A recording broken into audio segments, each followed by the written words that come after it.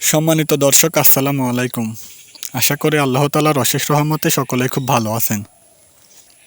আজকে সকাল সকাল ছাগল গরুগুলোর জন্য কিছুটা নেপিয়ার ঘাস কেটে চলে গিয়েছিলাম আমাদের ধানের জমিতে। আর ধানের জমিটাকে ধান লাগানোর জন্য প্রস্তুত করে মাঠ থেকে বাড়িতে চলে এসেছি। এসে ছাগলগুলোকে কালকে কেটে রাখা কিছুটা কলার পাতা খেতে দিয়েছি। আর সকাল থেকে তাদেরকে নেপিয়ার ঘাস খাইয়ে রাখা হয়েছিল। আর আজকে খুব সকাল সকাল মাঠে চলে যাওয়ার কারণে ছাগলের বাইরে থাকার জায়গাটা ঝাড়ু দেওয়া হয়নি। এ কারণে মাঠ থেকে বাড়িতে এসে জায়গাটা ঝাড়ু দিয়ে পরিষ্কার করেছি। তবে ময়লাটা এখনও ফেলা হয়নি। এখন আমি আবারও চলে যাব মাঠে আমাদের ঘাসের জমিতে। আর আপনারা এখন যে ঘাসের জমিটা দেখতে পাচ্ছেন, এই ঘাসের জমিটা এবার নতুন নেওয়া হয়েছে।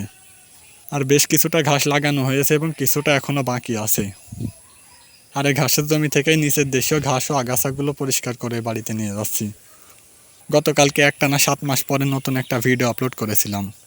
তবে সেই ভিডিওতে খুব বেশি ভিউ হয়নি। তবে আমার খুবই ভালো লাগলো যে আমার পুরনো সাবস্ক্রাইবাররা আমার ভিডিওটা দেখেছেন এবং কমেন্ট করেছেন। আশা করি সকলে এভাবেই আমার পাশে থাকবেন। আর এখন সন্ধ্যা পর্যন্ত আমি আমাদের এই ঘাসের জমিতে ঘাস কাটবো। আর এখন থেকে ইনশাল্লাহ নিয়মিত আবারও ভিডিও আপলোড করব। আর আপনাদের সকলকে আগামী ভিডিও দেখার আমন্ত্রণ জানিয়ে আজকের ভিডিওটিকে এখানে শেষ করে দিলাম। সকলে খুব ভালো থাকবেন, সুস্থ থাকবেন। আসসালামু আলাইকুম।